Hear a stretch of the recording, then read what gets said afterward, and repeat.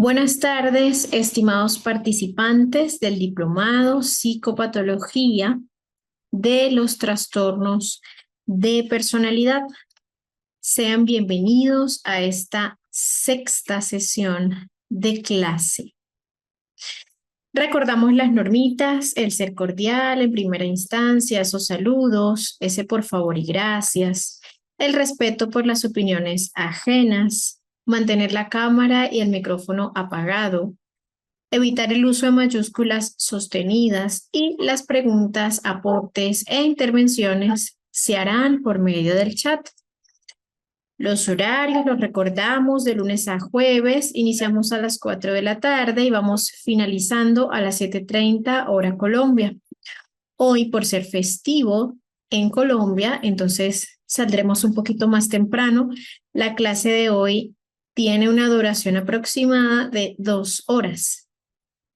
Ya después los demás días continuamos en su horario habitual. El viernes iniciamos a las 4 y finalizamos a las 7 de la noche, hora Colombia, y la última sesión, que sería este sábado, a las 2 de la tarde y finalizamos a las 5 de la tarde aproximadamente. Entonces, bueno, buenas tardes para todos. Un gusto leerles por el chat. Veo por aquí a Álvaro, Eugenia, Elena, Ever, Marifer, Claudia, Juan Carlos, Teresa, Ivonne, Rosa. Bueno, un gusto para mí. Hoy no tendremos descanso ni haremos ningún break, pues porque la clase es más cortita. Bien. Bueno, nos encontramos en el módulo 2, que es la clasificación y diagnóstico, en donde hemos abordado ya el tema 1, 2, 3 y ya estamos finalizando con el tema 4 para de una vez ingresar al tema 5, que sería la clasificación internacional de enfermedades, para ver cómo se diagnostica en función de un modelo dimensional. Y finalmente este módulo tiene 10 casos de personajes históricos que se le hace un análisis a través de los contextos históricos, libros, artículos, cartas, para poder clasificarlos a estos personajes en lo que sería lo que hemos visto, ¿no? En función del DSM a nivel categorial y en función del CIE a nivel dimensional. Hola Celia, Maru. Bueno, me alegra leerles. Entonces, la clase pasada habíamos quedado ya finalizando, si no me equivoco, quedó pendiente los ejemplos, ¿no? De la parte de la clasificación C. Alguien me preguntó el sábado con respecto al pago, sí, que era hasta hoy, creo que un precio. Entonces yo consulté y el coordinador me dijo que hablaran con la coordinadora, que ella les orientaba allí para que estuvieran atentos. Entonces, bueno, ya conversamos del trastorno evitativo, de personalidad evitativo, de personalidad dependiente, y ya habíamos finalizado con el obsesivo compulsivo. Lo que faltaban eran los ejemplos. Entonces, recordamos rapidito, el trastorno de personalidad obsesivo compulsivo es esa preocupación por el orden, el perfeccionismo y el control mental e interpersonal a expensas de la flexibilidad y de la eficiencia. Es decir, este trastorno de personalidad, bueno, al igual que todos, pero este es muy rígido con respecto a lo que debe ser, ¿no? Si yo debo estar a tal hora, es parte de este trastorno, ¿no? Llegar un minuto tarde sería abrumador. O si los platos deben estar limpios siempre, dejarlos un minuto podría ser abrumador. O el piso, barrer el piso, o no sé, las tareas que se puedan hacer cotidianamente podría ser abrumador. Entonces, para recordarlo, ¿no? Este trastorno se preocupa por los detalles, las reglas, sobre todo las reglas. Esto es como si tuvieran el deber ser aquí muy muy presente. Entonces, fíjense, listas, horarios, orden, hasta el punto de perder la vista o el objetivo principal de la actividad, el perfeccionismo, la dedicación excesiva al trabajo y a la productividad, además de ser excesivamente concienzudo, escrupuloso e inflexible, ¿no? Con el tema de la moral, de la ética, de los valores. Entonces, si uno de mis valores es, por ejemplo, la solidaridad, el que alguien no sea solidario conmigo sería abrumador, ¿no? O que otra persona no sea solidaria con esa persona, entonces sería bien, bien terrible. Asimismo, es incapaz de tirar los objetos gastados o inútiles. Entonces vemos personas que pueden ser acumuladoras de objetos, ¿no? Personas que no se bota eso, no se tira a la basura, no se desecha. Eso está ahí, es muy retentiva en cuanto a los objetos materiales. Asimismo, no delega tareas o trabajo a otros, ¿no? A menos de que el otro se someta a la forma de hacer las cosas de esta persona. De igual manera puede ser avaro y tacaño, porque así como ve la acumulación de objetos, asimismo ve la acumulación del dinero para de alguna manera tener como forma preventiva, ¿no? Cuando llegue a una catástrofe. Y por supuesto es muy rígido y obstinado. Entonces, para tener este trastorno, un mínimo de 4 criterios. Sin embargo, las personas, los pacientes con este trastorno de personalidad que yo he atendido no muestran 4 criterios, sino casi todos. Casi todos. De repente, uno que otro no tanto, pero casi todos los criterios suelen estar presentes. Asimismo, es importante mencionar que coexiste, ¿no? Es comórbido con los trastornos de ansiedad generalizada, el trastorno de pánico, el trastorno depresivo mayor, el trastorno de personalidad dependiente o incluso también puede coexistir con el trastorno de personalidad esquizoide o paranoide, ¿sí? Los de tipo A.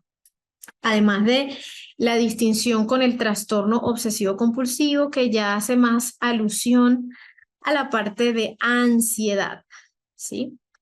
Que normalmente coexiste, pero no necesariamente una persona con TOC tenga trastorno de personalidad obsesivo compulsivo, ¿no? Entonces recordábamos que el TOC era referente a este trastorno que estaba la persona como destinada a cumplir eh, la actividad específica que la parte obsesiva, ¿no? De pensamientos, la rumiación. Cuando hablamos de obsesivo compulsivo, más, este está más asociado, el TOC, a la obsesión sería el pensamiento, ¿no? El pensamiento que puede ser perturbador y continuo, ¿no? Una rumiación constante y excesiva, mientras que la compulsión sería la C. Entonces yo podría tener un TOC para limpiar el piso porque no estaría bien si el piso está sucio. Pero por lo menos el obsesivo compulsivo ya no sería como que no está bien tener el piso sucio, sino es parte de mi personalidad tener el piso limpio, por ejemplo. Entonces allí para recordar. Ajá, por aquí Claudia me dice,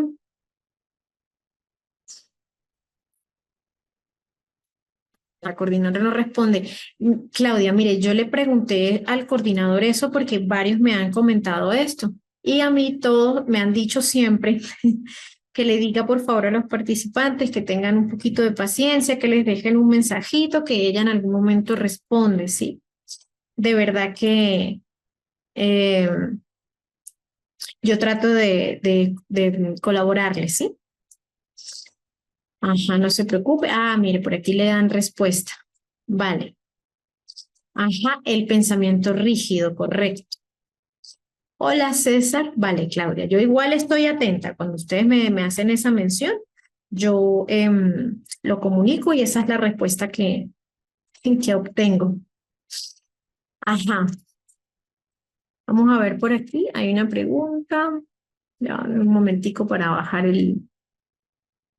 ajá, ahora sí.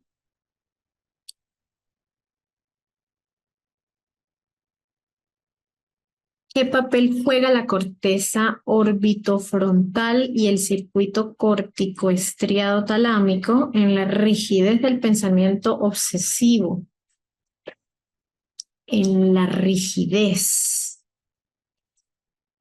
del pensamiento obsesivo.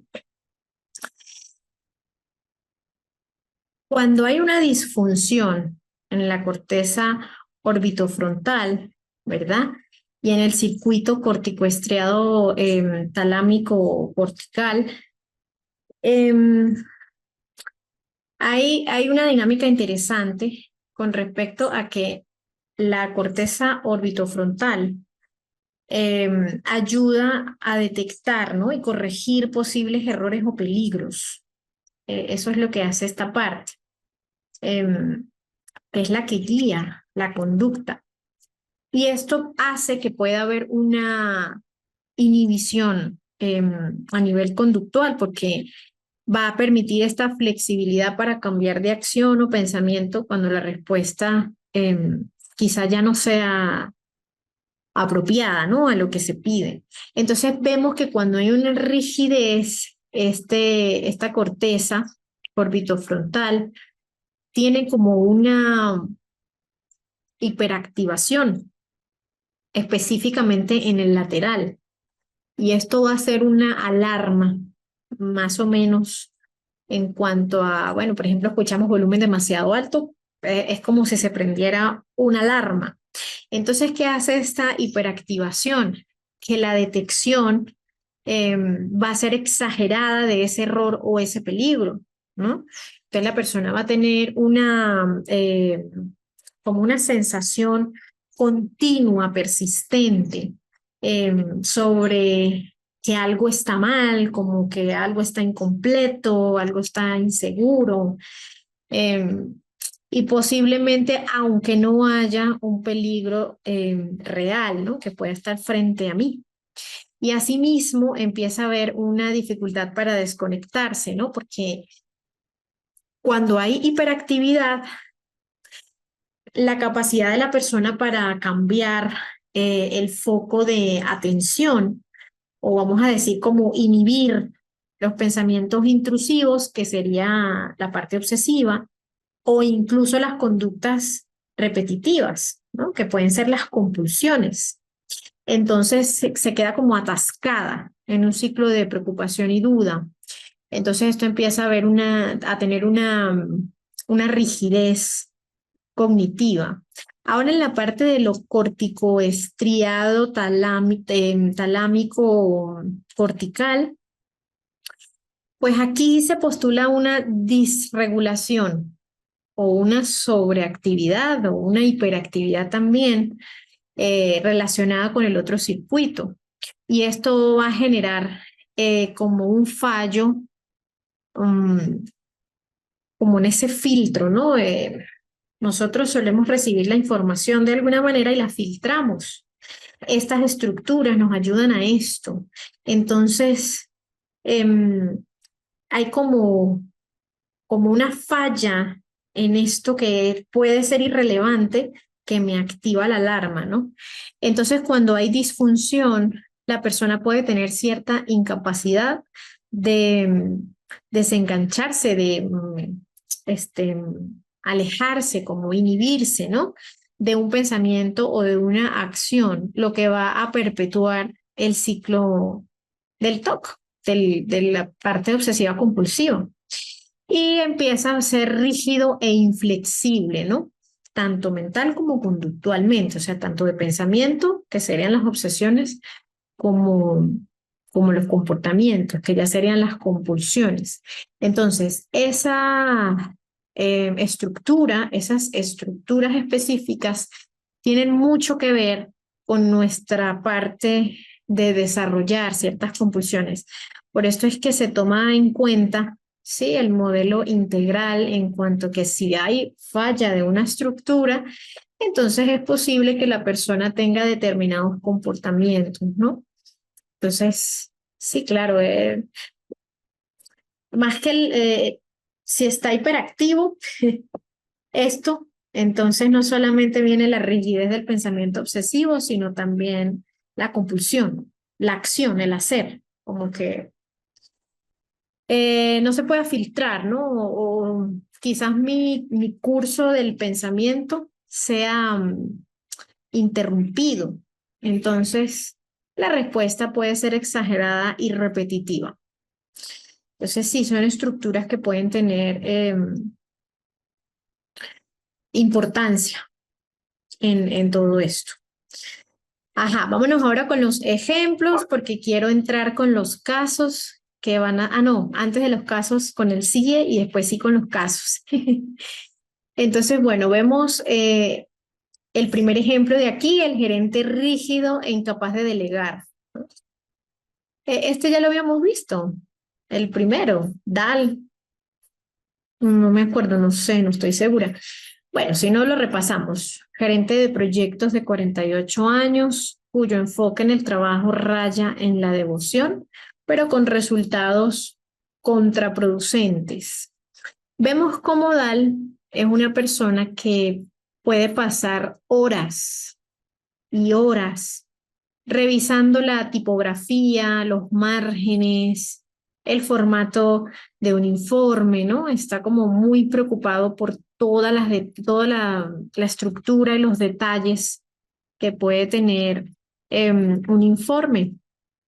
Y hasta el punto que puede pasar la fecha límite de entrega y aún está revisando toda la parte específica de cada una de las cosas. Entonces esta persona está tan concentrada en la forma y entregarla perfecta que puede olvidar el objetivo principal, ¿no? Del proyecto, que es entregarlo, del informe, que es estar en esta parte eficiente, ¿no? Y de puntualidad. Entonces ahí, por ejemplo, vemos el primer criterio, que puede perder de vista el objetivo de la actividad, que no era quizás tanto ver las normas y todo eso, sino entregar las ideas. Asimismo, también vemos el criterio 2 del perfeccionismo y el criterio 3. Esta persona puede durar horas sin importarle ningún evento social ni ninguna actividad que pueda ser importante para él, ¿no? Ajá, vemos también que Dal es una persona em, que suele ser muy inflexible, ¿no? Muy detallista en cuanto a la parte moral. Si una persona utiliza, vamos a llamarle un atajo, ¿no? Que puede ser cuestionable éticamente, quizá para cerrar un trato, para hacer una venta, para algo del propio trabajo, entonces Dal es como si de alguna manera lo rechazara, ¿no? Completamente siempre y nunca se le olvidaría este contexto. Asimismo, Dal es una persona que no le importa mucho ni lo familiar ni lo social, a pesar de que sí comparte con algunas que otras personas, pero como está tan dedicado al trabajo, entonces no se dedica mucho a las relaciones interpersonales. Entonces, Dal tiene, de hecho, él tiene un puesto más o menos alto, no muy alto, pero sí, vamos a decir que tiene quizás personal a su cargo. Y esta persona es incapaz de trabajar con otras personas porque él considera que su manera de hacer es la que es, ¿no? Que nadie más puede hacerlas correctamente. Entonces, si alguien le ayuda con un trabajo, entonces este va a dejar de hacer su trabajo y a supervisar todo lo que el otro hace y lo corrige minuciosamente, pues lo que hace que el equipo pues pierda cierta eficiencia, ¿no? Entonces ahí vemos otros criterios como por ejemplo el cuarto criterio. También vemos el sexto criterio y el octavo. Es bastante obstinado.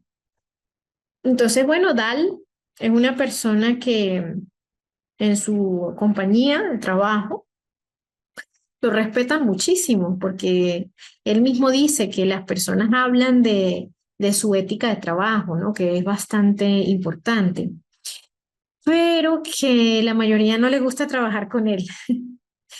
Y porque él dice él, ¿no? Que dicen los demás que él es muy apasionado por su trabajo. Y él mismo dice que él no se siente apasionado, sino que busca hacer las cosas bien. Eso pues muestra, ¿no? Todo el perfeccionismo que interfiere, ¿no? Con con su eficiencia, que a veces pierde el objetivo, tiene una dedicación excesiva y una rigidez moral, además, que tiene su incapacidad para delegar. Ajá, ser eficiente y no eficaz. Exacto. Y vemos, y este trastorno de personalidad está muy presente, ¿no? Saliéndome del tema, un caso del tema de Dal, otro caso diferente, vamos a decir J, que llegó a decirme que su nieta estaba siendo abusada. Y esta persona era demasiado rígida, demasiado, eh, al punto de estar muy a tiempo en todas sus citas.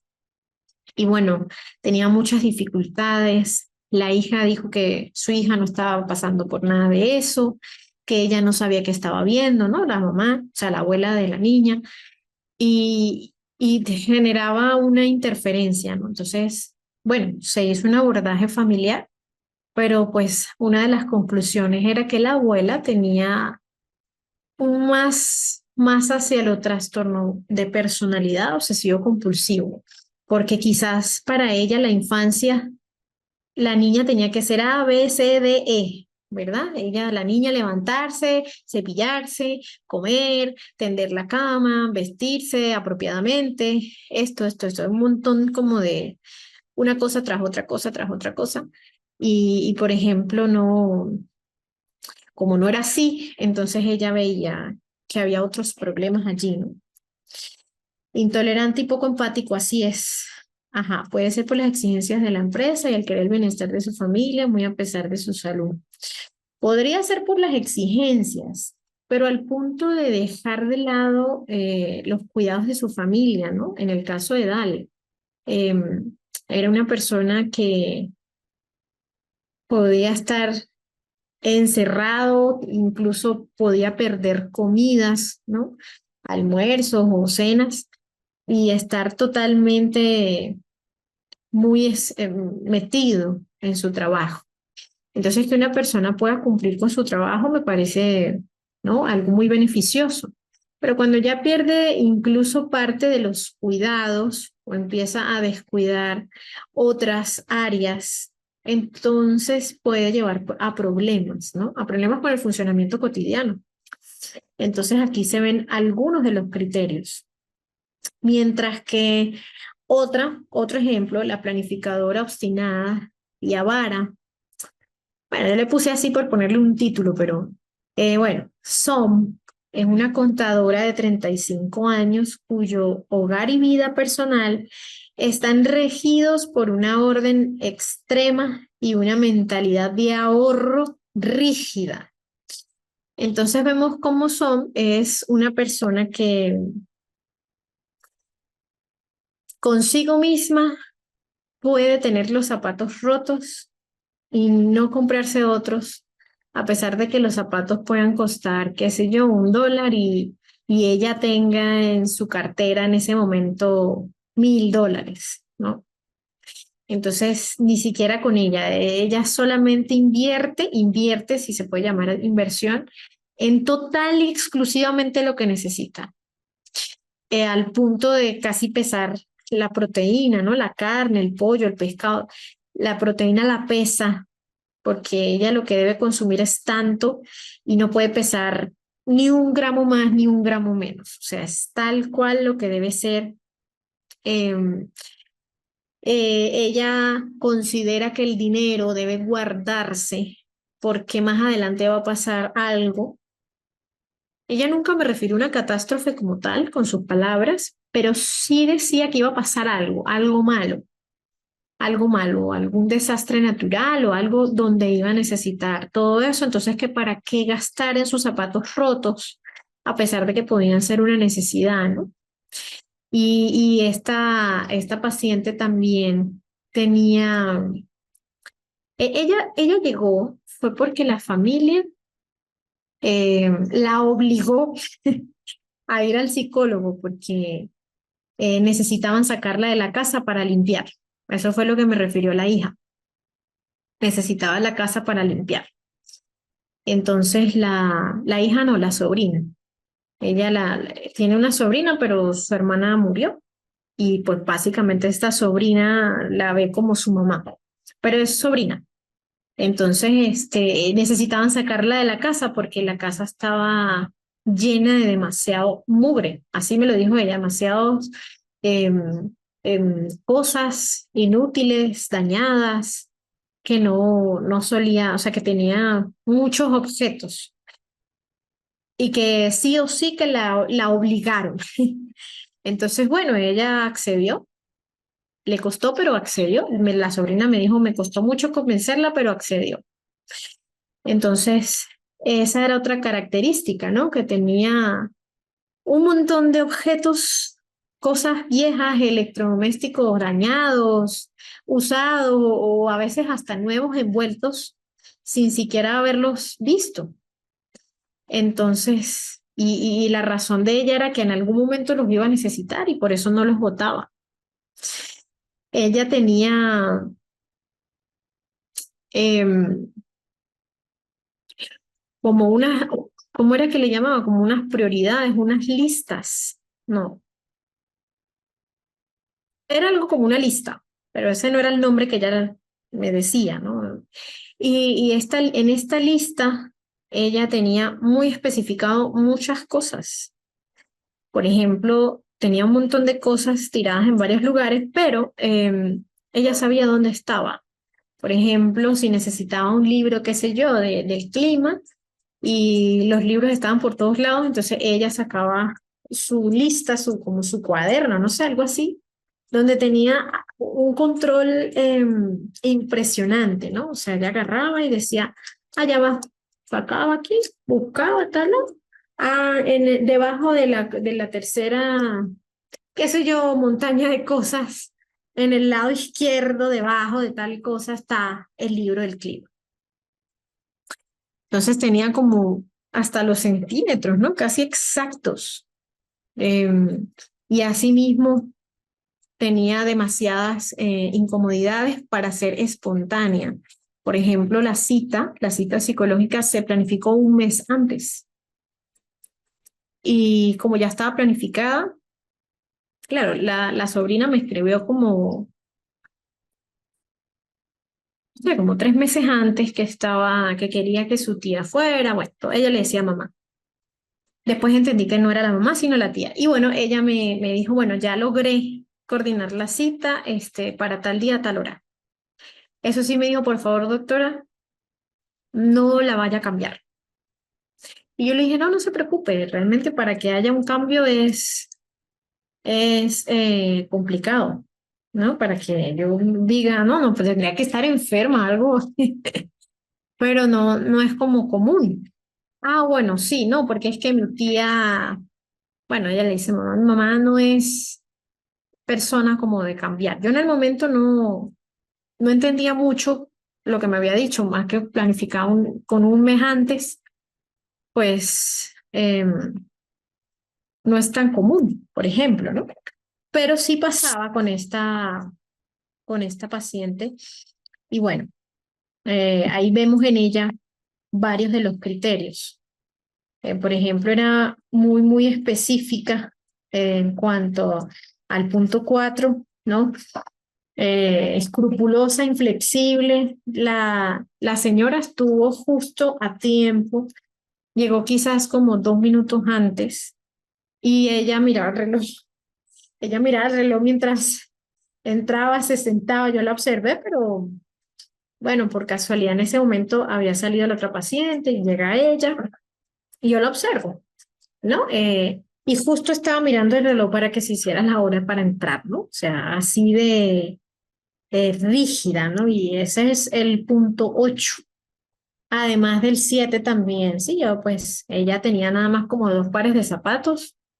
En las sesiones que fue, nada más le vi dos pares de zapatos, ambos pares estaban ya desgastados y ella me lo refirió en la consulta, ¿no? Yo realmente pues lo detallo, pero no. Y decía, no, no, bueno, usted puede ver que mis zapatos están ya, que se dañan, pero como no es necesario ahorita, no, no lo voy a cambiar, cosas de ese tipo. Asimismo, la sesión quinta. Imagínense cuando esta señora llegó y ya no tenía todo el montón de cosas, lo difícil que fue para ella, ¿no? Entonces, bueno, son cosas complicadas y hay muchas personas que tienen estas características. Entonces, ahí empiezan a venir los problemas. Ajá, el tema laboral como el familiar deberían mantener el equilibrio correcto. Esto sería el concepto de salud mental, ¿no? Esa parte del equilibrio. Satisfacción para que las personas no caigan en exceso o en la omisión. Así es. Importante para el entorno descartar un trastorno de personalidad obsesivo compulsivo. Sí. Bueno, la muchacha que me hizo la sesión, la cita, me dijo que ella quería saber qué tenía su tía porque no era normal nada de eso. Y bueno, que tenía muchas dificultades porque ella me decía que estaba como fuera de ese mundo, pero no, no estaba fuera de ese mundo. O sea, la señora, a pesar de todo, pues estaba muy consciente, pero era tan detallista al punto de que en algún momento yo en el consultorio tengo una planta artificial con ramitas verdes y, y tiene un pajarito colgando, por supuesto, artificial también. Em, entonces ella me mira y me dice que el pajarito estaba, que si podía acomodar el pajarito más pequeño que mi mano, ¿no? Como la mitad de mi mano, pequeñito. Eh, y yo la miro y le digo que sí, que lo que me dice, yo le digo, bueno, si consideras que no está bien, pues me gustaría ver cómo te parece que está bien. Y sí, lo acomodó en un punto diferente.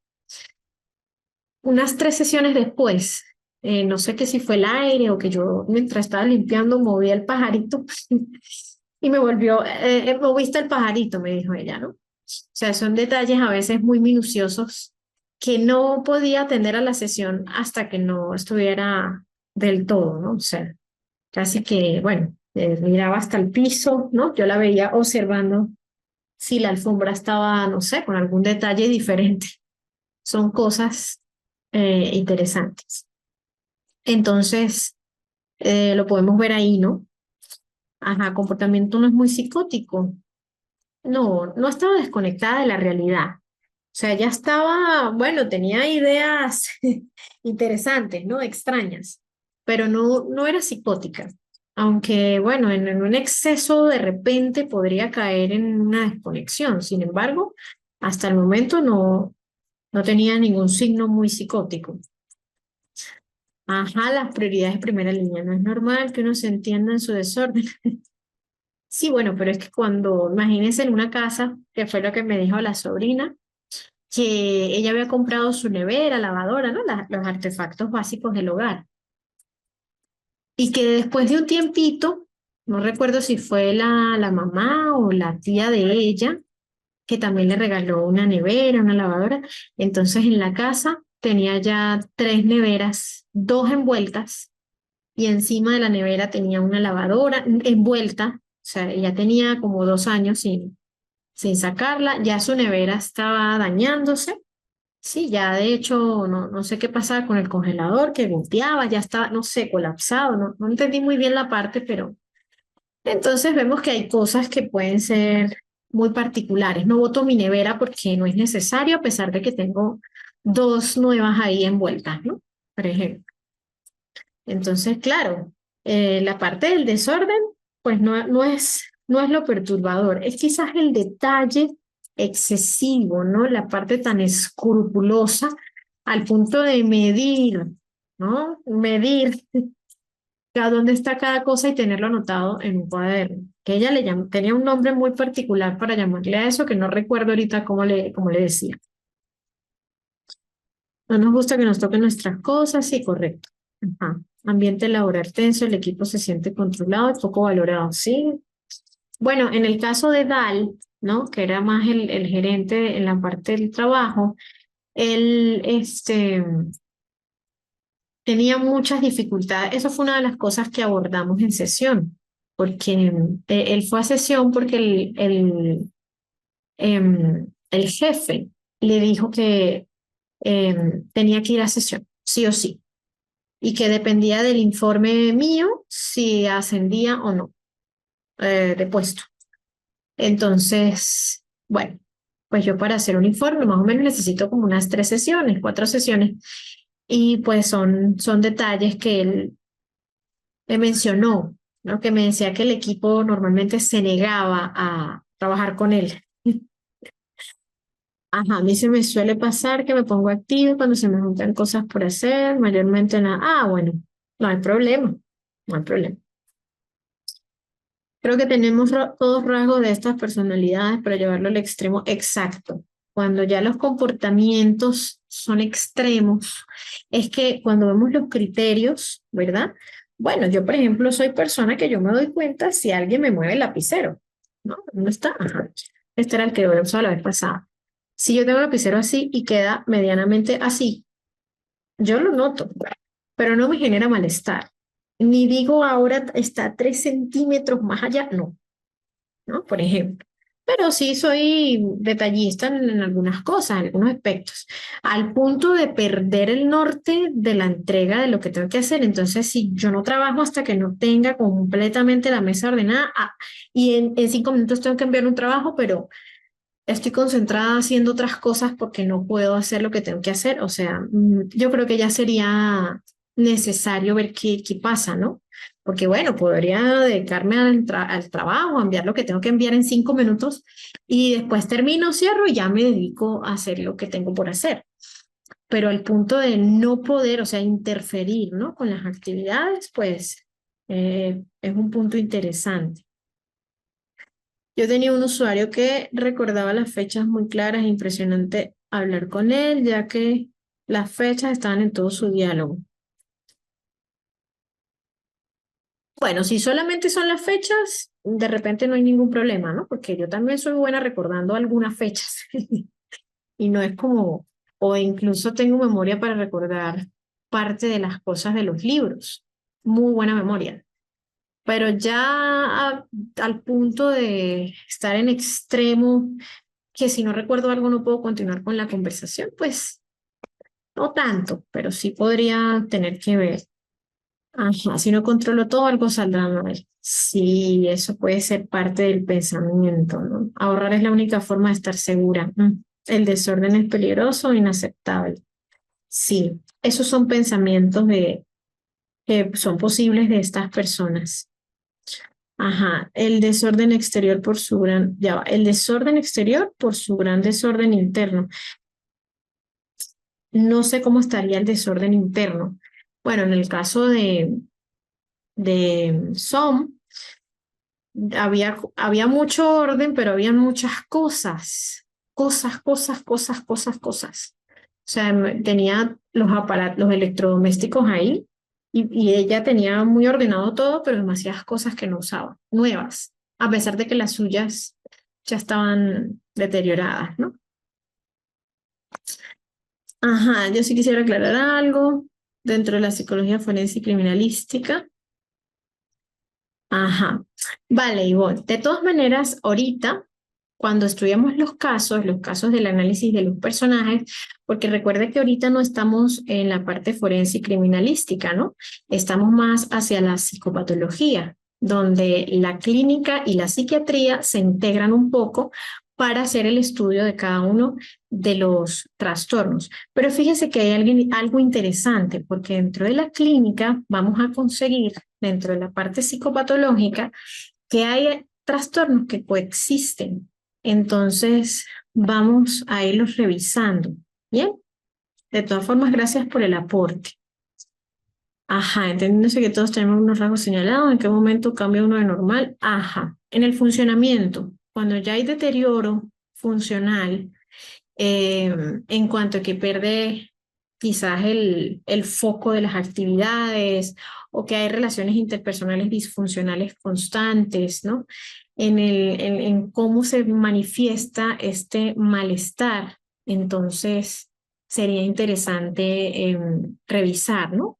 Cuánto de los criterios tendría la persona que en este caso que es categorial, se toma en cuenta. Pero ya vamos a ver el dimensional para que ahora ustedes vean los rasgos, que es un poquito diferente.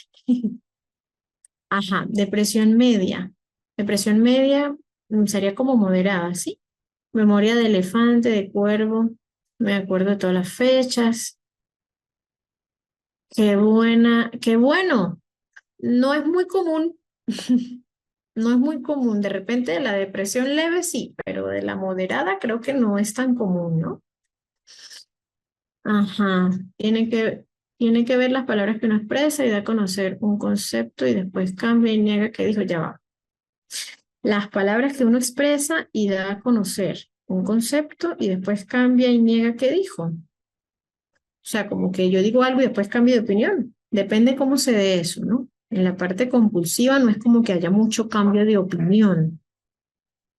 Cambio de opinión. Los compulsivos son como muy de idea fija.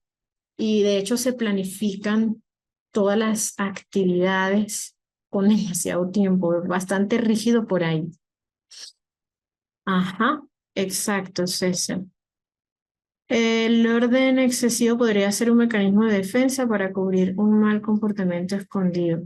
Sí, exacto. Podría ser que sí. Si digo blanco, luego no dije eso. Ah, no, Maruja, eso creo que ya no es con el compulsivo. Ya este sería quizás otro signo, ¿no? De otro de los trastornos de personalidad.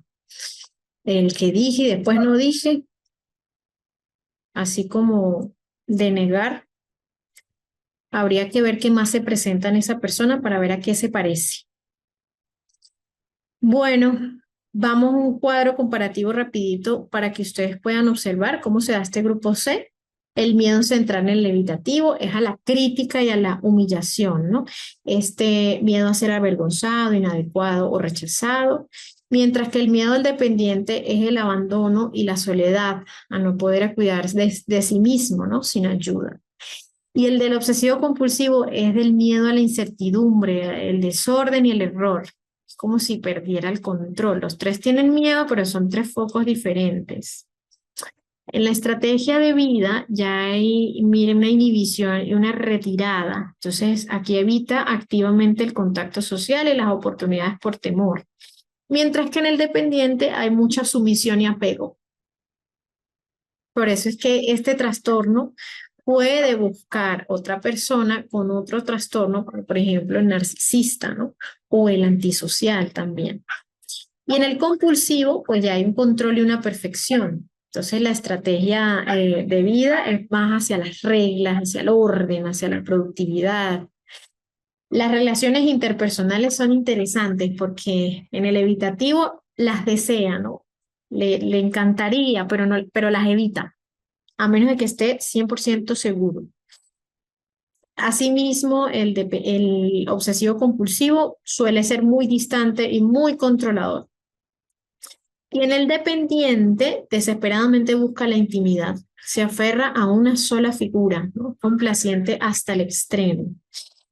La autoimagen de las tres se ve interesante porque fíjense que aquí se ve como un inepto, ¿no? Como que espera la crítica, como una persona defectuosa, mientras que en el punto más dependiente es indefenso, incompetente, porque no existe sin otra persona que le cuide, casi, ¿no? Casi. Mientras que en el obsesivo compulsivo es demasiado en cuanto a la parte moral, ¿no? Responsable, diligente, apegado a las normas.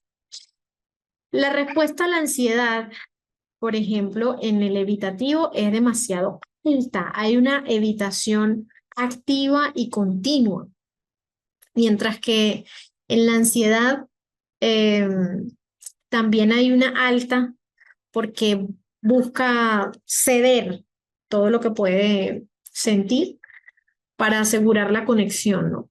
Mientras que en el compulsivo, pues puede tener el TOC también, ¿no? En la parte de la rumiación, o sea, las tres pueden tener ansiedad.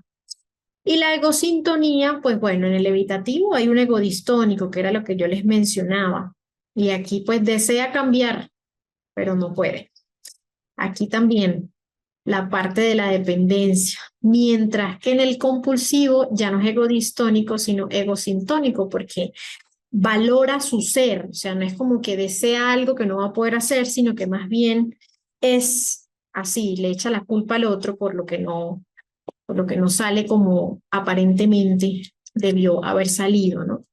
Entonces son características interesantes.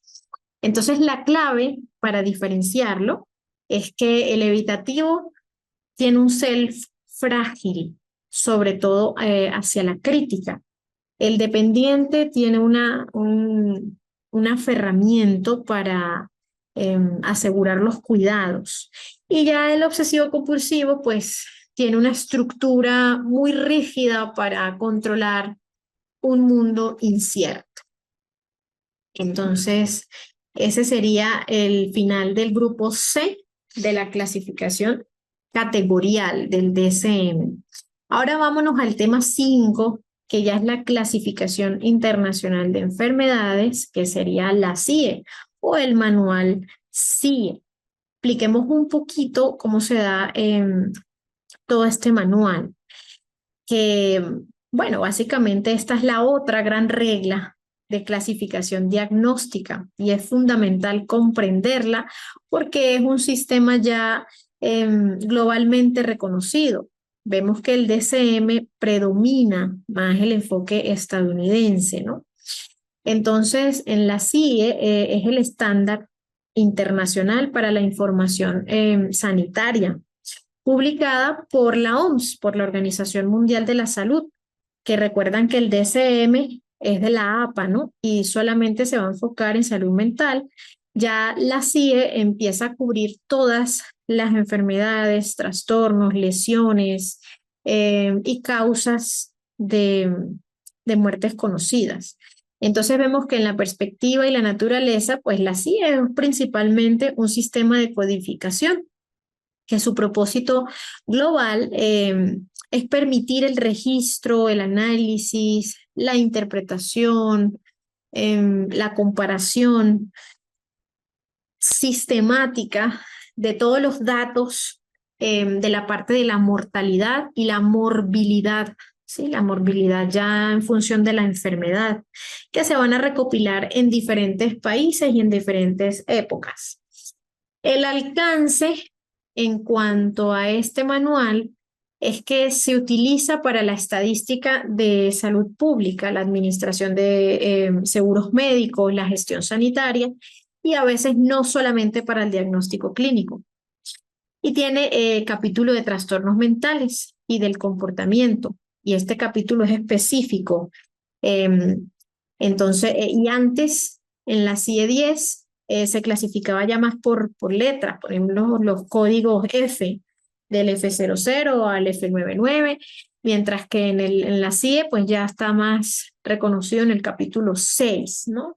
5, 6.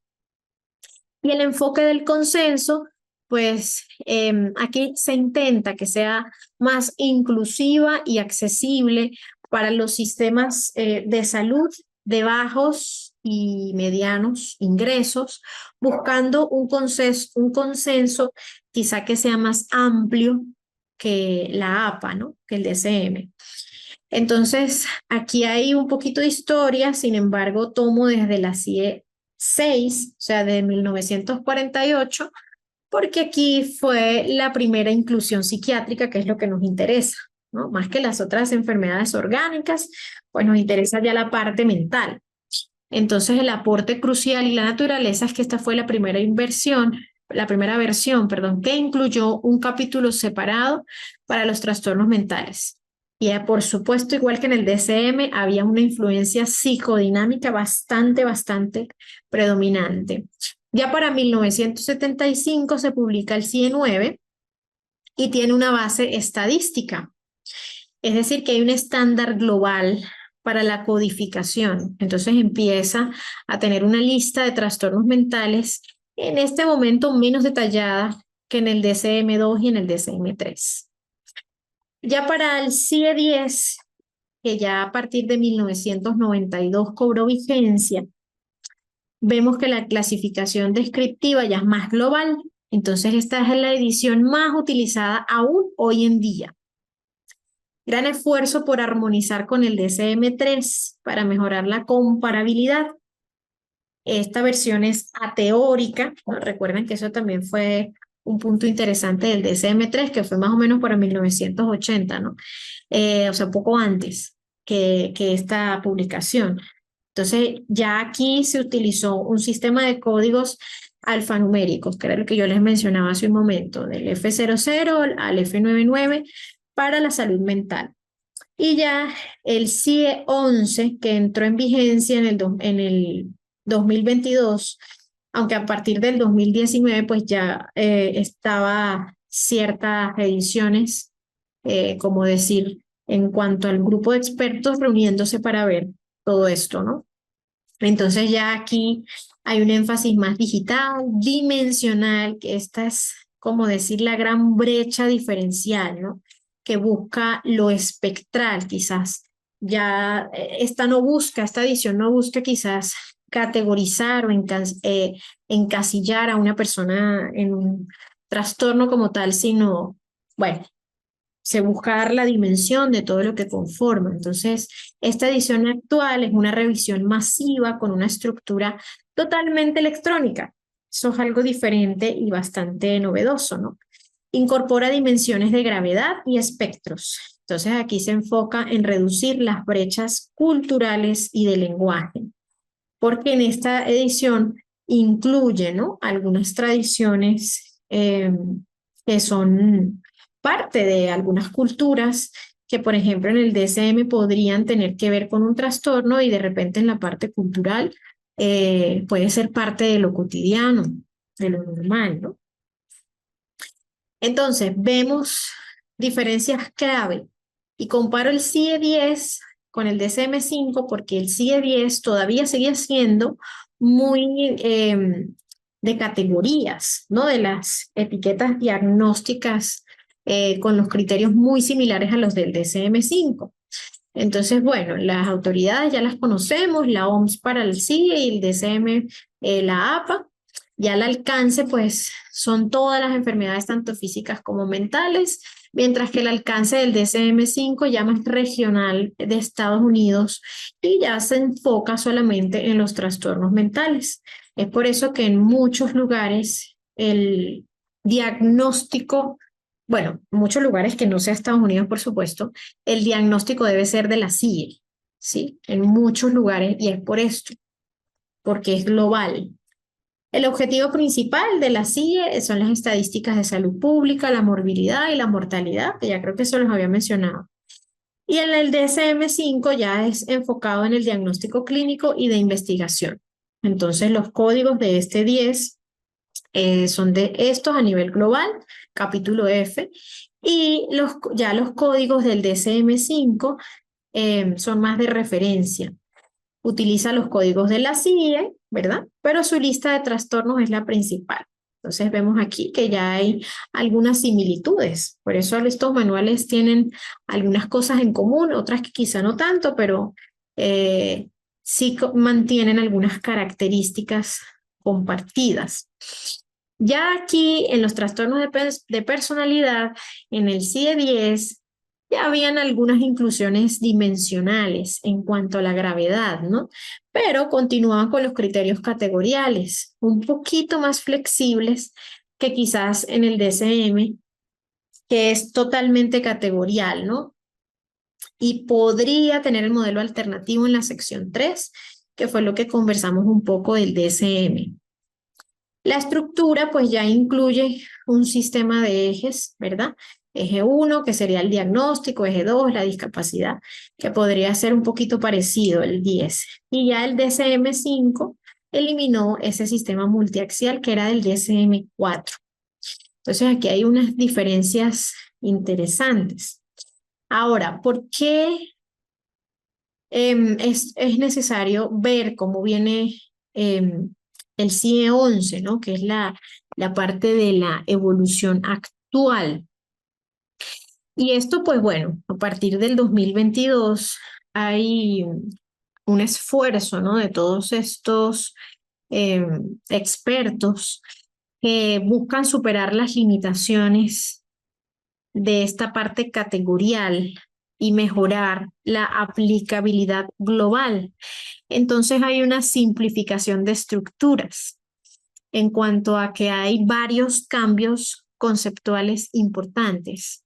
Por ejemplo, buscó simplificar el diagnóstico de la psicosis y ha eliminado algunas distinciones que podían ser muy rígidas.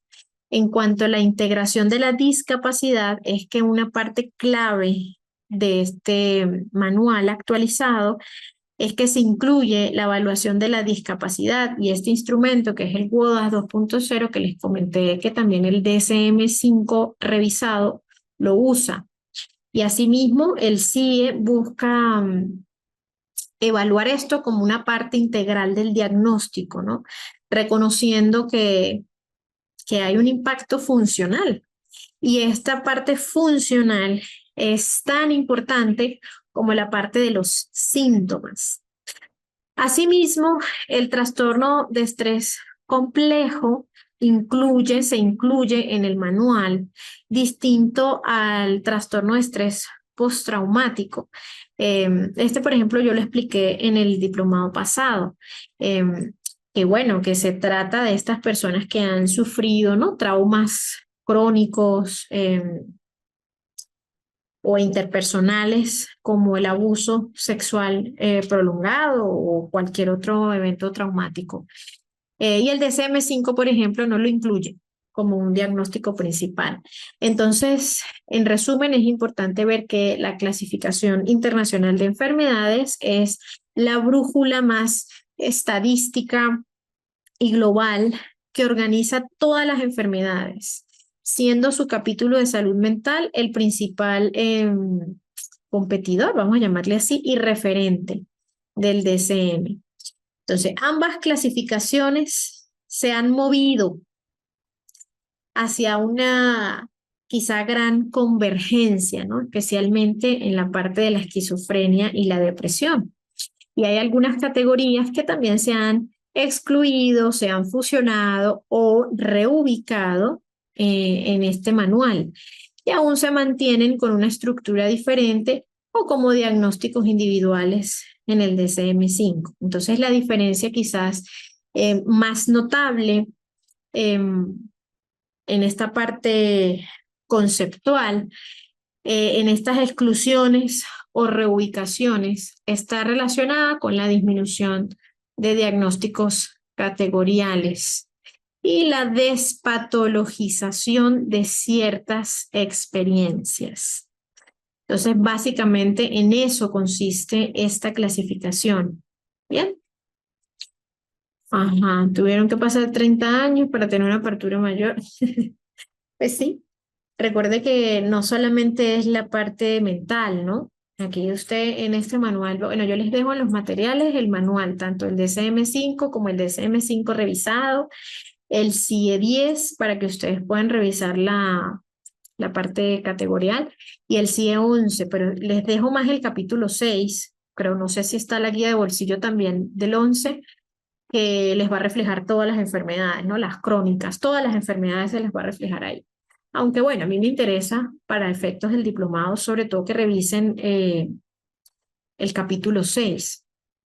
Ya deberían tener en los materiales el módulo 1 y 2 cargado, ¿no? Que estuve revisando por ahí, creo que ya lo tienen. Ajá, el trauma severo, ok, comprensión más amplia, humana y precisa de los trastornos. Sí, eso es lo que busca, que sea más humano, que no sea como decir, usted tiene esto y ya, ¿no? Como anteriormente.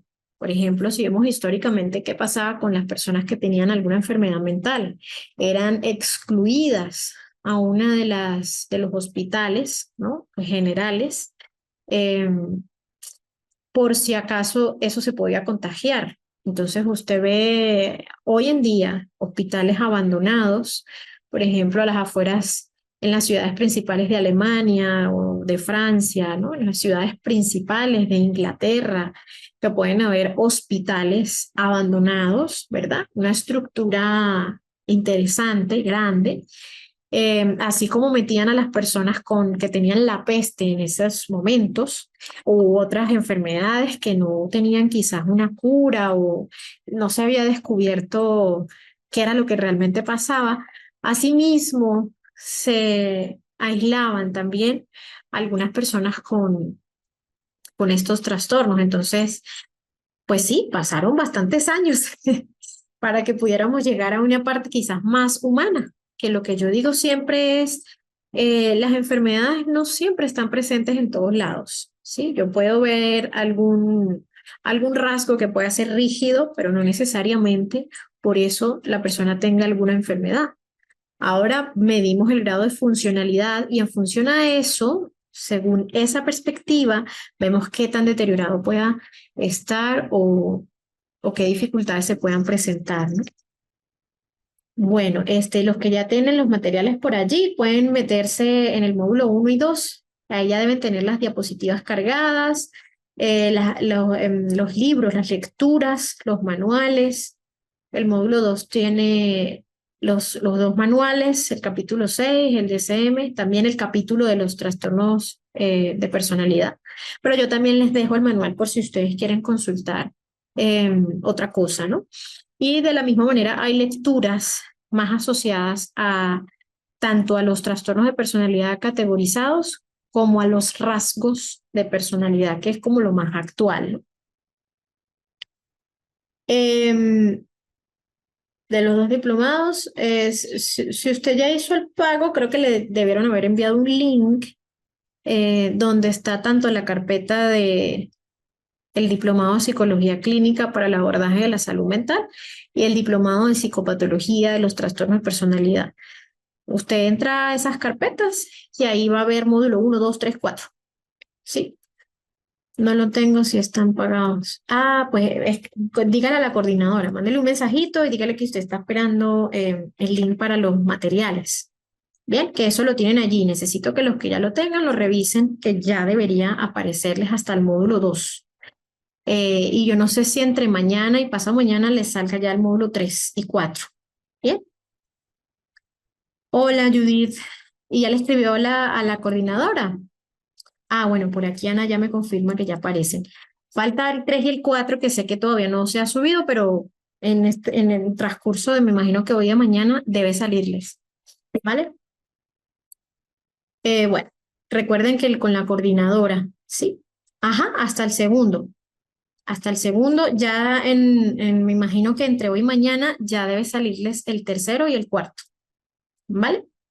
Ajá, yo no sé si por el grupo tengan los datos para hacer el pago. Yo creo que sí, en el grupo de WhatsApp. Yo creo que está el monto, las cuentas. Me parece que ya creo que Ever me lo había mencionado. Bueno, vamos a continuar. Vamos ahora con la introducción de los trastornos de personalidad, ya según CIE 10 y 11. Y yo les incluyo el 10 de verdad porque hoy en día todavía se utiliza el CIE 10. Recuerden que si venimos de una categoría, o vamos a llamarle de una forma de ver los trastornos de personalidad muy categóricamente, ¿no? Tiene esto y esto muy específico. Entonces aún, ¿no? Tenemos esa herencia todavía, además que esto pues se hizo vigente fue hace muy poco, hace básicamente 3 años y bueno, imagínense escuelas de 30, 40 años con una estructura y moverla así tan de repente no es tan sencillo, pero poco a poco vamos a ir apuntando hacia lo más humano, ¿no? Hacia lo más dimensional. Ah, por aquí me dice que sí están en el grupo. Ajá. En el momento en el que ustedes hagan el pago, eh, suben el comprobante de pago ahí al chat de la coordinadora, que yo le había preguntado eso, y ya después creo que le manda un formulario para que meta sus datos y después debe enviarle el link para los materiales, bien, para que lo tenga por ahí en cuenta. Bueno, ya, continuando con esta parte del contenido, vemos que los trastornos de personalidad en el capítulo F60, F69 del CIE 10 o en el bloque 6D o capítulo también 6D, que ustedes pues, lo van a ver como capítulo, como bloque. La evolución entre estas dos ediciones refleja el cambio global en la psiquiatría del modelo categorial rígido al modelo dimensional de la gravedad y el funcionamiento. Entonces vemos cómo los trastornos de personalidad en el modelo categorial, ¿verdad? Este manual, pues, del 92 en adelante, mantiene el enfoque muy similar al DSM-4, que es el predecesor del DSM-5. Y la conceptualización del 10 es que los trastornos de personalidad son un patrón permanente de experiencias tanto internas como de comportamientos que se desvían marcadamente de las expectativas de la cultura del individuo, ¿no? Entonces aquí vemos características similares como el DSM, ¿no? Que es inflexible, que puede tener un inicio al final de la adolescencia o en la edad adulta temprana y causa malestar clínicamente significativo o deterioro en el funcionamiento. Entonces vemos cómo los códigos F60, ¿verdad? Que mantiene una lista de categorías discretas que son altamente comparables con los clústeres A, B y C del DSM-5, aunque con una terminología distinta, pero que podemos observar aquí. Fíjense, aquí se habla del F60, paranoide, ¿verdad? Equivalente al paranoide del DSM, el esquizoide, equivalente al esquizoide igualito, el disocial, que ya aquí es otro término, por eso es que ustedes me preguntaron que qué pasaba con los trastornos disociales. La palabra disocial va más hacia la CIE, ¿verdad? Y la palabra antisocial va más para la DSM. Entonces, el disocial, ¿verdad? Es el mismo antisocial del DSM, incluso los criterios se mantienen. Fíjense que aquí ya habla de un trastorno inestable emocionalmente, que este es el código principal para el border o para el trastorno de personalidad límite. El histriónico, que es el mismo histriónico del DSM. El anancástico, que este es el equivalente al trastorno de personalidad obsesivo-compulsivo del DSM, que acabamos de ver. El ansioso evitativo, que es el mismo evitativo del DSM, y el dependiente, que es el mismo dependiente del DSM. Entonces, fíjense que los códigos, la clasificación del manual es muy similar al del DSM-5, ¿sí? El del 10, con unos ligeros cambios, pero no es como que quito, sino que está ahí, tal cual. Entonces, la CIE pues no tiene una categoría separada del trastorno narcisista, que es también importante, porque ya aquí en la CIE 10, los rasgos narcisistas se identifican ya a partir de esta clasificación como trastorno de personalidad inestable emocionalmente, o también con la categoría de otro trastorno de personalidad específico que pues tiene sus ramificaciones. Entonces, para que lo tengan en consideración, no es que no exista, sino que se denomina de otra manera. Entonces, fíjense que ya por aquí ya no se habla del narcisista, ¿sí? Ya eso es muy DSM. Se habla del disocial o del inestable emocionalmente, ¿no? Ya en el 10. Ahora vámonos un poquito ya al 11, que ya aquí habla de un modelo dimensional de gravedad, que ya su vigencia pues es desde el 2022 y empieza a tener una reforma fundamental. O sea, yo digo que aquí hay como un giro interesante, ¿no? Porque el diagnóstico de trastorno de personalidad pasa de esta estructura rígida que acabamos de ver aquí, con etiquetas específicas, a algo más dimensional y funcional. Entonces, a nivel de conceptualización, vemos que se eliminan casi todas las etiquetas de los trastornos de personalidad específicos, si es paranoide, si es histriónico, si es esquizoide, ¿no? Podemos utilizar una de esas palabras como forma descriptiva, pero no como forma diagnóstica. Entonces, en su lugar, entonces el diagnóstico primario se centra en la severidad de el funcionamiento, del deterioro del funcionamiento, ¿no? Y de la personalidad, como el self, que sería ese sí mismo, y de las relaciones interpersonales. Entonces, aquí vemos la clasificación en el capítulo 6 o en el bloque 6 de 1, ¿sí? Como ustedes lo vean. Yo, por ejemplo, creo que en el artículo, en el capítulo, se los pongo es capítulo 6, pero si lo ven como bloque, es lo mismo.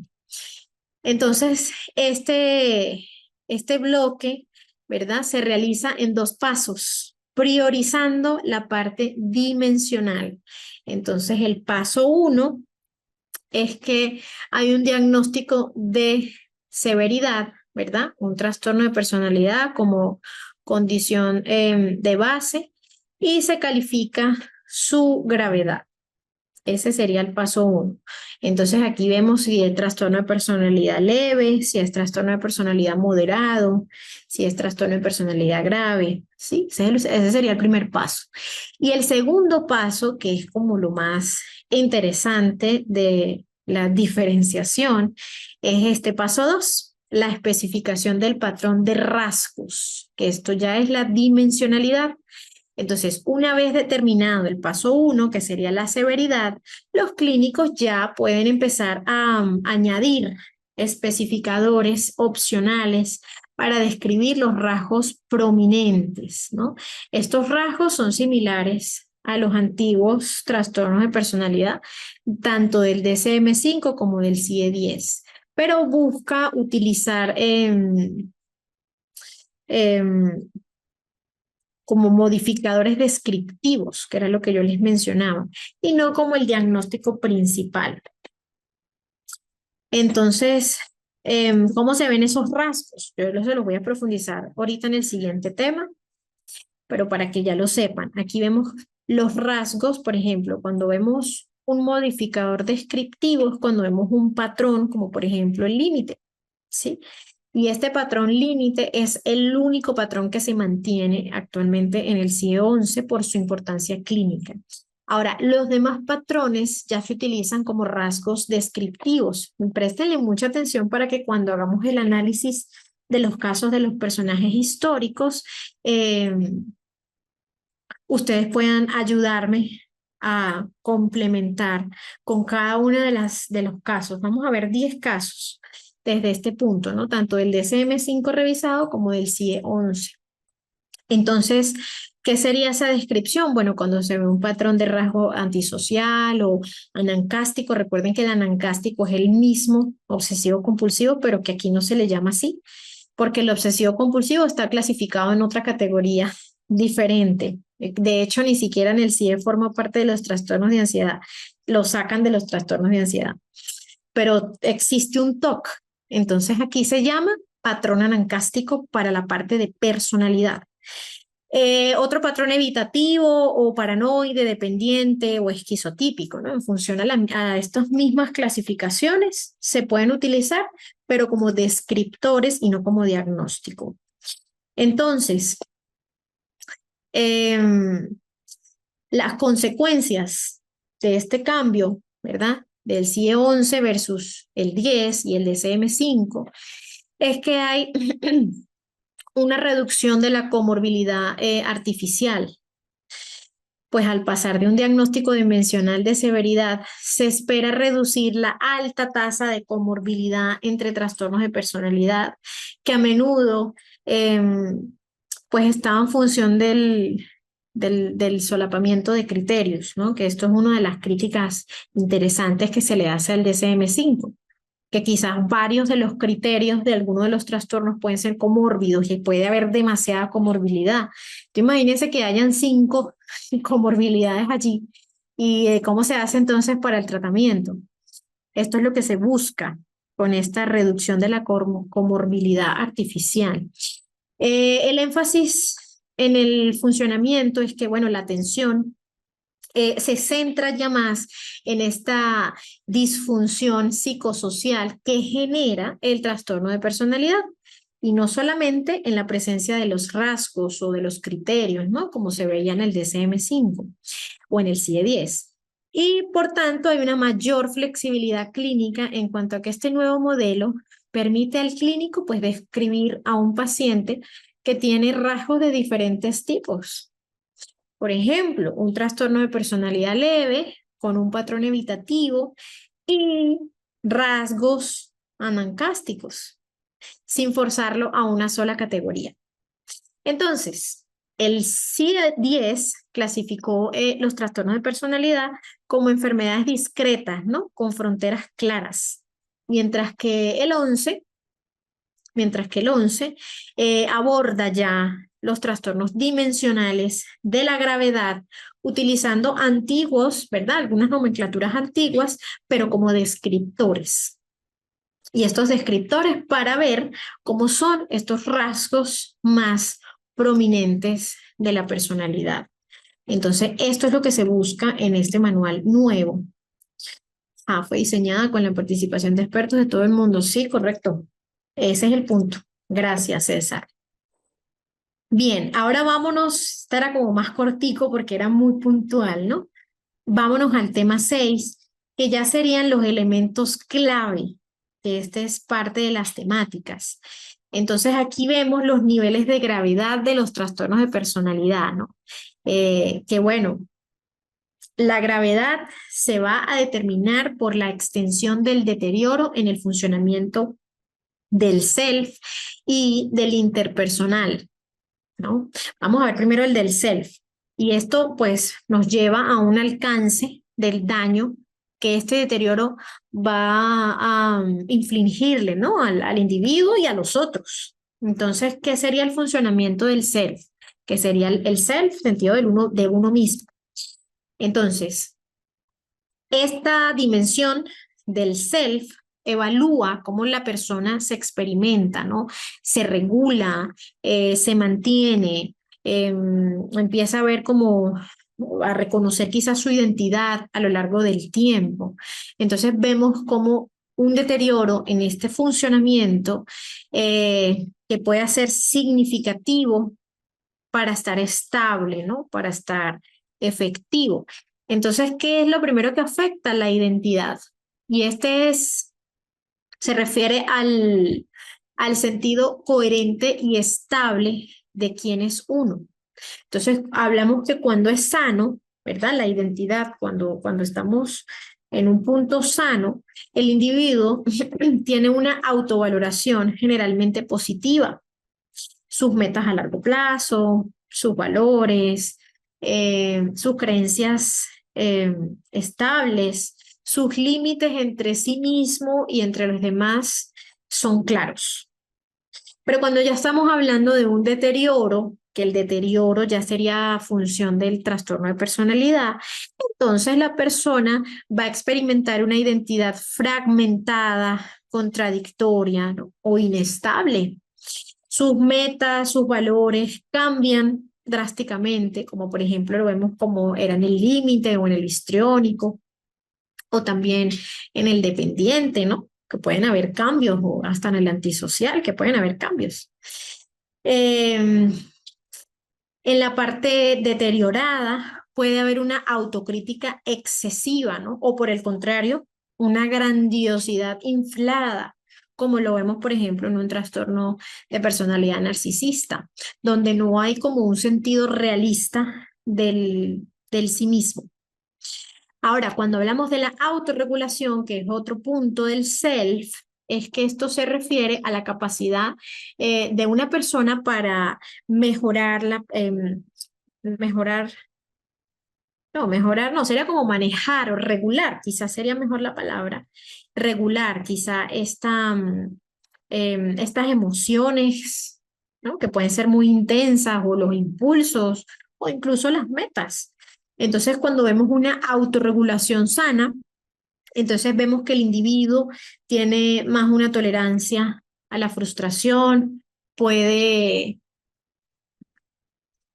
calmarse, no sé, lidiar quizá con el estrés o con las presiones, tiene cierta capacidad de reflexión, ¿no? Que puede pensar antes de actuar, que tiene una capacidad para perseguir esos sueños, esas metas o eso quizás a largo plazo que tiene en cierto momento.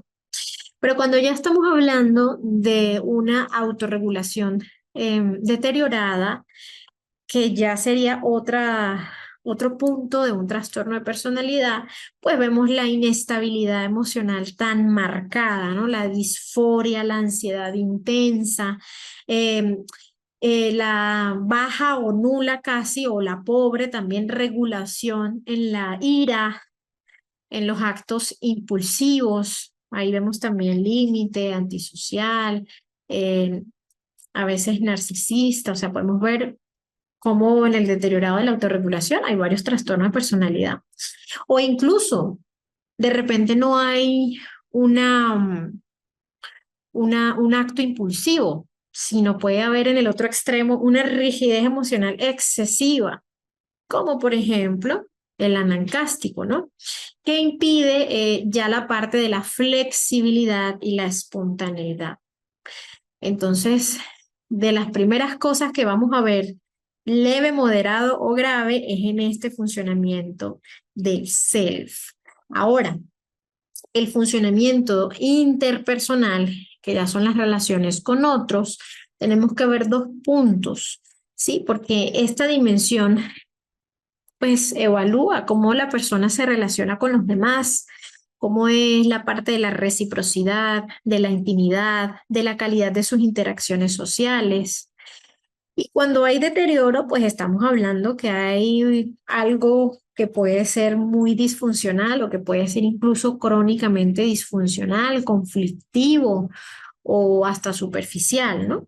Entonces, la empatía y la perspectiva se trata de la capacidad de comprender y considerar la experiencia interna, em, pero de los demás, ¿no? Reconocer este impacto de la propia conducta en las relaciones interpersonales.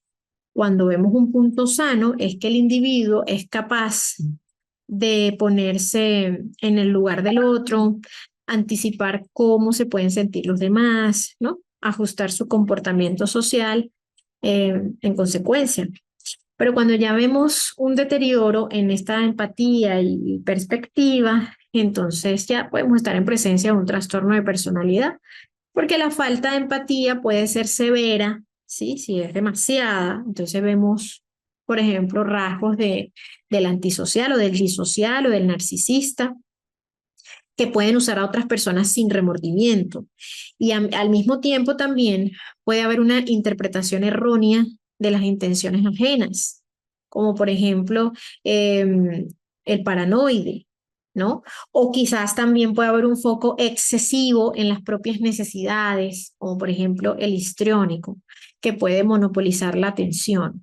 Mientras que en la intimidad y apego, esta va a evaluar la, la capacidad de las personas para establecer y mantener relaciones cercanas, mutuas, duraderas, basadas en la confianza y el respeto. Entonces, cuando vemos eh, este punto, lo vemos sano, las relaciones interpersonales son estables, son profundas, tienen una preocupación recíproca, ¿verdad? El individuo puede manejar quizás tanto la cercanía como la distancia de manera efectiva.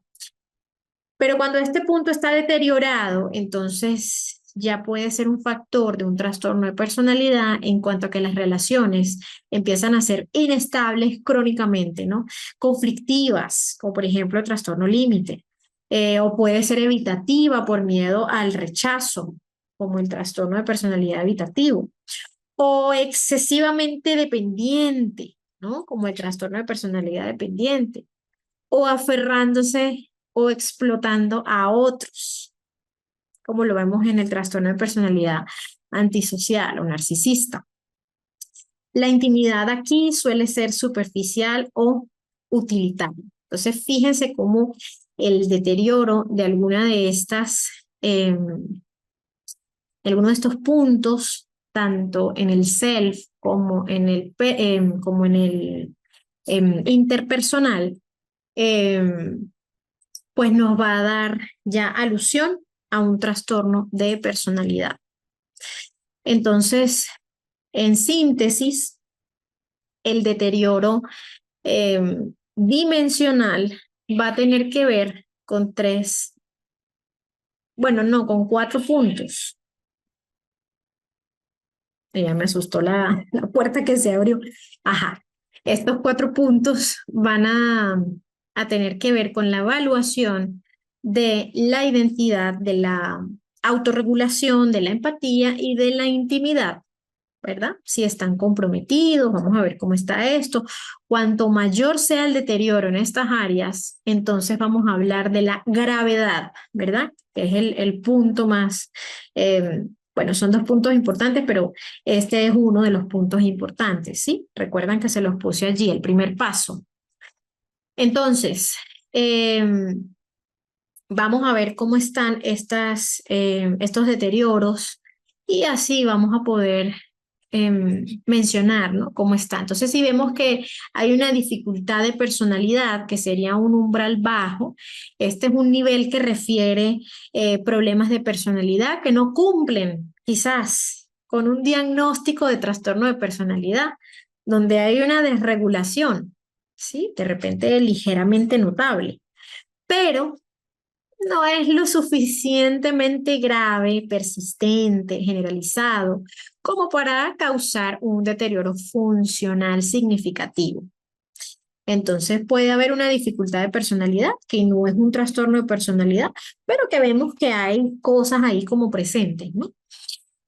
Ahora, ya cuando hablamos de un trastorno de personalidad leve, es que el deterioro, ¿verdad?, del funcionamiento es notablemente problemático. Aquí hay algunas dificultades en el self y en las relaciones interpersonales. También vemos que a nivel social o laboral, la persona puede tener ciertas capacidades para mantener la mayoría de sus responsabilidades y puede tener algunas relaciones íntimas satisfactorias, aunque con algunas fricciones, por supuesto, porque, bueno, ya hay algo leve, ¿no? Pero cuando ya estamos hablando del daño, ¿verdad? Que este daño es principalmente limitado al individuo, pues las personas más cercanas lo perciben, ¿no? Entonces no hay un riesgo para la seguridad de sí mismo ni de otros. O sea, esto cuando decimos leve. Entonces, trastorno de personalidad leve, ya saben que hay un funcionamiento problemático ligero, ¿verdad? Con algunas dificultades en el self y en las relaciones interpersonales.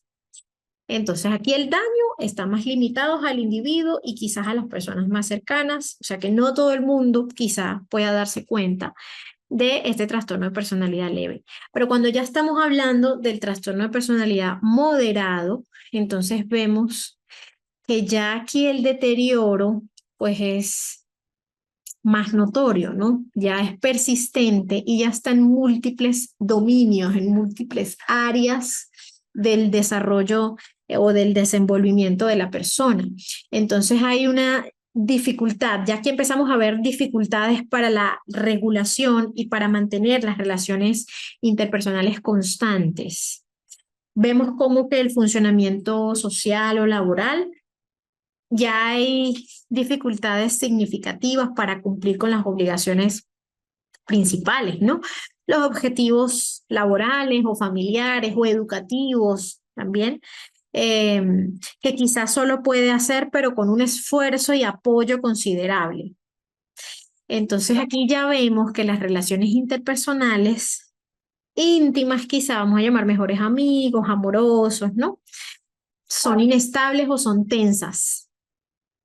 Quizás si yo tengo tres amigos, con los tres tengo dificultades, con los tres tengo quizás como riñas, como tensiones, como, sí, voy como en una montaña rusa, pero quizás no es tan alta y tan baja, sino, bueno, la inestabilidad.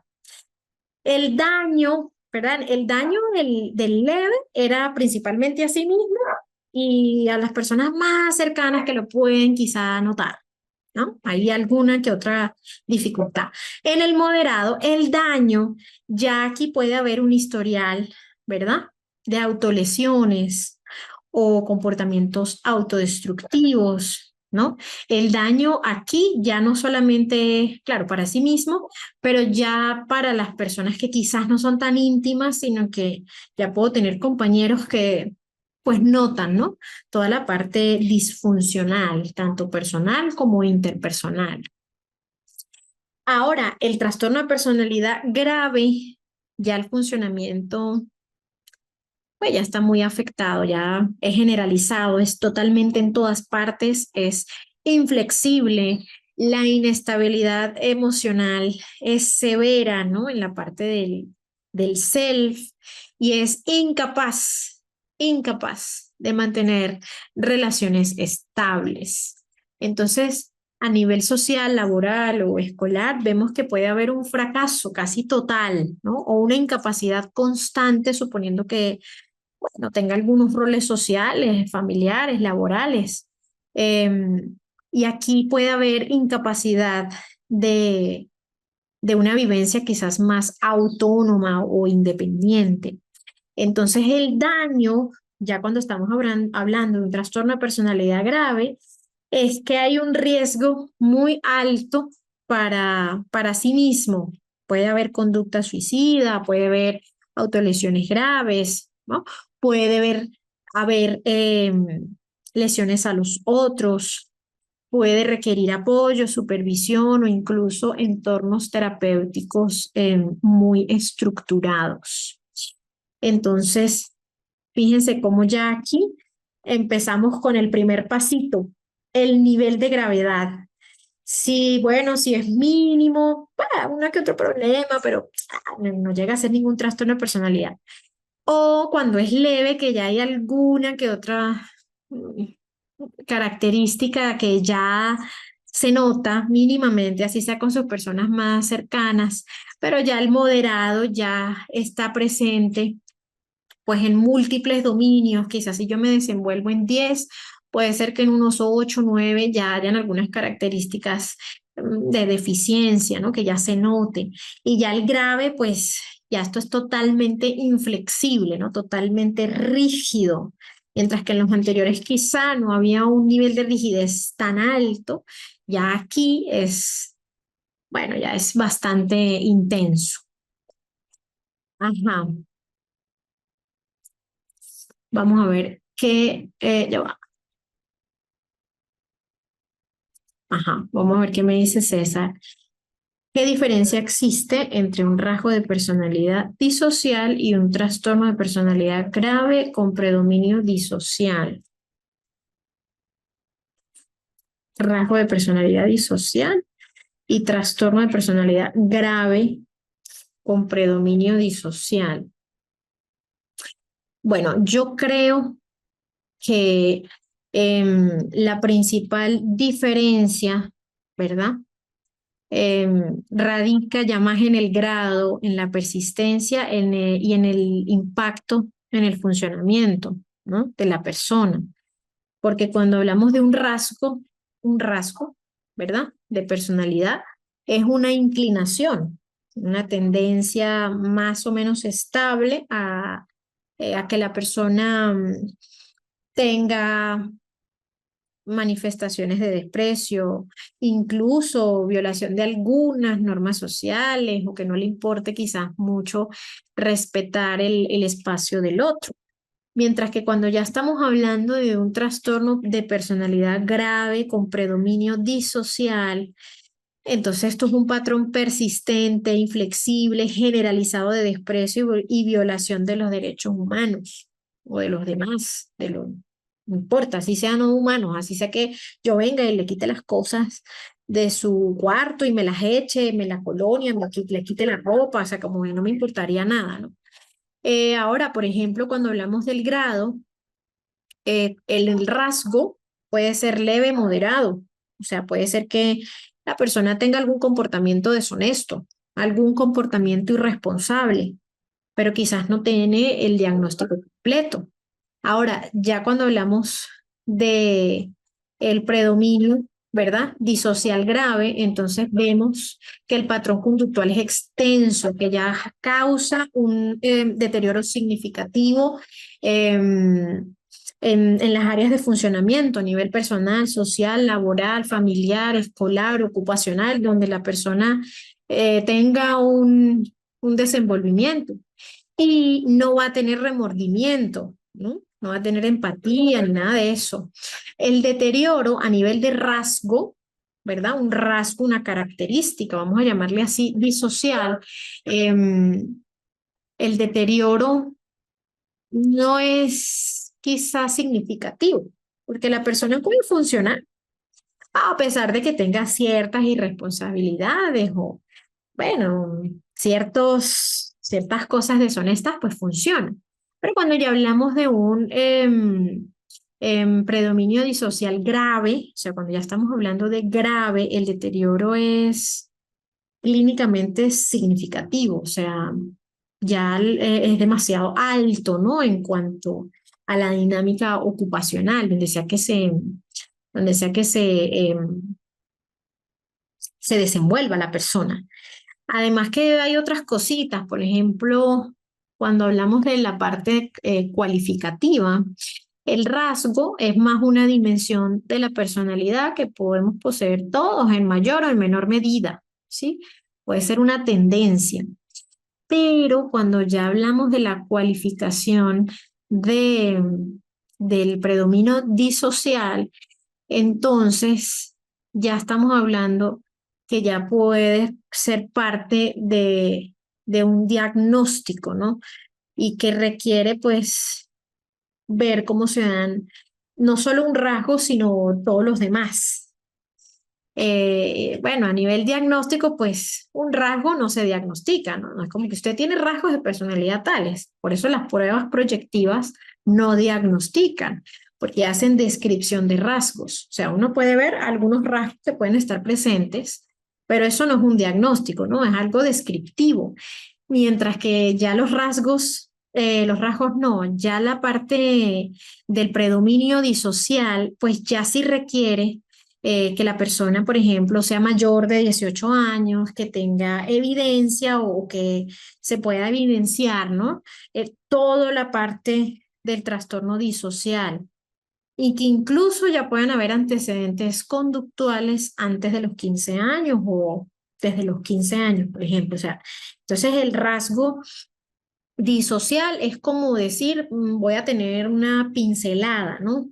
Quizás soy medianamente impulsiva, pero no es que siempre sea impulsiva, sino que, bueno, estaba de toque y ¡blah! O puede ser que algún día pude haber hecho un acto deshonesto, no sé, por ahí se cayó un dinero y casualmente yo necesitaba el dinero y lo agarré y me lo llevé y nadie se enteró que fui yo, ¿verdad? Pero eso no quiere decir que yo le robe a la gente, o sea, puede ser un acto, ¿verdad? Es como puede ser parte del estilo de personalidad, pero no necesariamente es parte como decir, de mi vida, ¿no? Que me cause un daño que pueda ser severo. Mientras que ya el trastorno, cuando ya hablamos del trastorno, bueno, ya vemos un patrón, ¿no? De conductas, agresión, robo, destrucción. eh, ya el engaño o la parte deshonesta no necesariamente es un dita, un momentito, sino esto ya es un patrón constante. Y cuando ya hablamos de trastorno de personalidad grave, o sea, que cuando ya es grave, bueno, ya aquí buscamos la parte desadaptativa, ¿no? La parte de la empatía, ¿no? Que no existe, casi es prácticamente nula. y el desprecio por la ley, y la falta de remordimiento o el que no hay nada de remordimiento. Es como que este rasgo se convirtió en un patrón patológico, ¿no? Que puede ser rígido totalmente e inflexible. Entonces, sí hay diferencias entre un rasgo que pueda tener allá cuando decimos que tiene un trastorno de personalidad grave con un rasgo prominente disocial. Sí, es interesante el comentario. Ajá,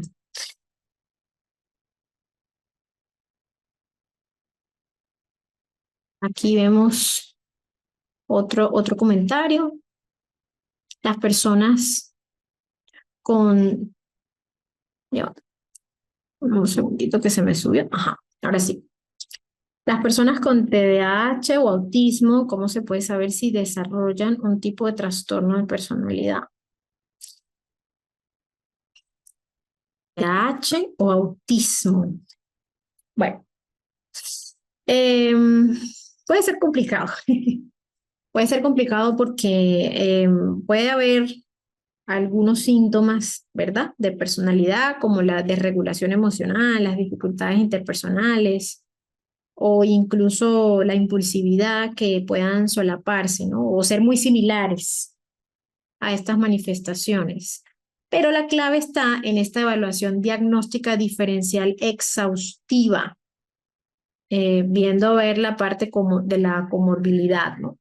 Sí, normalmente cuando a mí me llega un paciente ya con un diagnóstico eh, realizado, ¿verdad? Por otro colega o por algún psiquiatra, eh, en algunas ocasiones, dependiendo del por qué esté aquí, yo le hago una evaluación diagnóstica diferencial exhaustiva.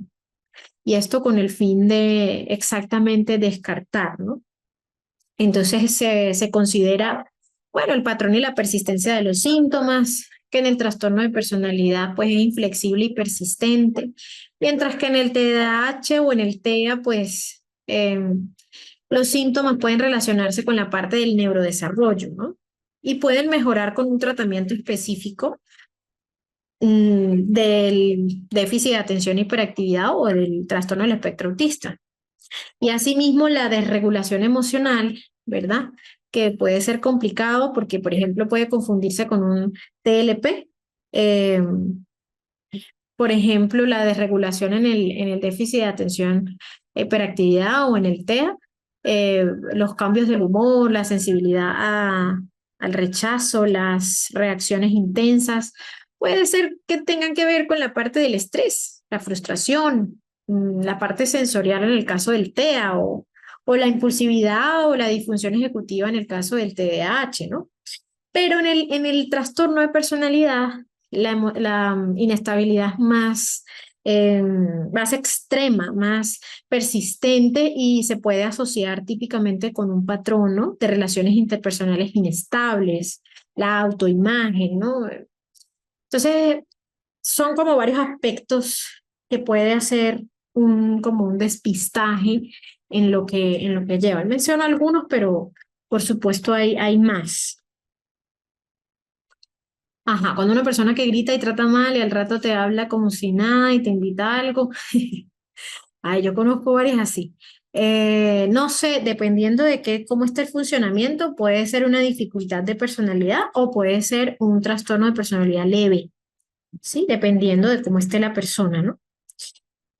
Tanto para lo bueno como para lo malo tiene que existir un estímulo significativo que genere una reacción inmediata. Exacto, exacto. No dio los 10 casos. No, porque me faltaba el sigue. Me faltaba el sí, tengo que explicárselos porque me falta el otro paso, que sería el último tema, los rasgos dominio. Porque si no, ¿cómo vamos a...? Recuerden que el análisis lo hacemos en función al DSM y en función al CIE. Entonces, fíjense que casi no he parado precisamente para terminar este tema, ¿no? Ajá, el contexto influye en las relaciones interpersonales, los comentarios negativos de una persona, por ejemplo, para degradar relaciones unos conocidos, pero cuando lo trata y dialogan se da cuenta que no es como comentó en un contexto. Ah, bueno, pues por eso es importante hacer una evaluación no superficial, ¿no? Porque una persona haga algo que no pueda ser muy agradable o de repente, bueno, hay personas que se expresan quizás de forma muy rígida, muy fría. Y eso no quiere decir que tenga un trastorno de personalidad, sino que esa puede ser su manera de expresarse. Quizás así se expresan en su casa, así quizás, o sea, no es como que sea tan superficial, ¿no? Ajá. El trastorno disocial se debe evaluar en niños y adolescentes. El trastorno. No, recuerden que en niños y adolescentes se busca quizás ver conductas que puedan ser agresivas, ¿no? Y que de los niños, bueno, ya los niños grandes, como ya después de los 9, 10 años, que puedan tener características quizás más agresivas y que tengan inadaptación, ¿no? O desadaptación. No son muy subjetivas. Ajá. Un trastorno de personalidad puede tener otras condiciones asociadas, sí, claro. Ajá. Ajá, ¿cómo detectamos una personalidad inestable? Esto lo vamos a ver más en el módulo 3 cuando veamos la parte de la evaluación. Entonces, fíjense, el primer paso, los elementos clave, la gravedad. Este es el primer paso que vamos a dar para ver el modelo dimensional, ¿sí? Y si es leve, moderado o grave, o que en algunos casos pues presente algunas características extrañas, ¿no? Que puedan ser molestas, pero que no cumpla quizás los criterios. Ahí no se le llama quizás trastorno de personalidad, sino dificultad de personalidad en un umbral bajo. Y bueno, ya después entramos, que es lo único que me falta, los rasgos, porque a partir de aquí es que necesito hacer la revisión de los casos, que esto pues, bueno, ya sabemos que es grave, moderado, leve o significativo, pero para mí es importante ver cada uno de los rasgos, porque este es el que nos va a dar el diagnóstico. Trastorno de personalidad moderada con rasgos tales, tales, tales. Sí, es lo que falta. Mientras que ya el DSM pues nos da la categorización exacta. Aquí pues tenemos que revisar muy bien las características, que eso es lo que vamos a hacer en lo siguiente. Entonces ya nos quedaría para mañana que tenemos las horas completas. Bueno, mis estimados, ¿qué les pareció la clase? Hoy más cortita porque en Colombia es feriado y pues hoy la clase es un poco más corta. Pero ya mañana continuamos igual a la misma hora, de 4 a 7:30, hora Colombia. Bien, entonces ya lo que nos queda es un temita. Vamos a verlo por aquí. Ya. Ajá, ya lo que nos queda es un temita para pasar a los casos. Y recuerden, son casos de análisis históricos, o sea, no es como que de personas actuales, no de personajes históricos. Entonces, nos faltaría solamente el tema 7, que son los rasgos dominio de personalidad en función del CIE, y ya nos pasamos a esto. Y después de eso, sí, ya pasamos al módulo 3, que ya sería la identificación-evaluación, que es cómo diferencio un trastorno de otro, cómo veo si hay comorbilidades, qué pruebas puedo utilizar. Sí, yo les dejo en el módulo 3, en los materiales, les voy a dejar instrumentos que vamos a ver aquí, pero aquí yo se los muestro muy ligeramente, ¿no?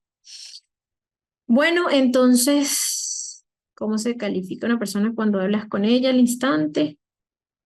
Mm, pues no lo sé, podría ser algún rasgo, depende, depende de la persona como sea, ¿no? Bueno, mis estimados, mañana nos vemos a las 4 de la tarde, hora Colombia, ¿bien? Em, Nos vemos entonces para terminar ya el tema 7, que es los rasgos, los 5 rasgos dominio más el de límite. Y pues damos por concluido el tema 7 para ver los casos, que yo sé que va a ser interesante el análisis en función al DSM y al CIE y cómo se ven las características, ¿no? Entonces, bueno, descansen, nos vemos mañana.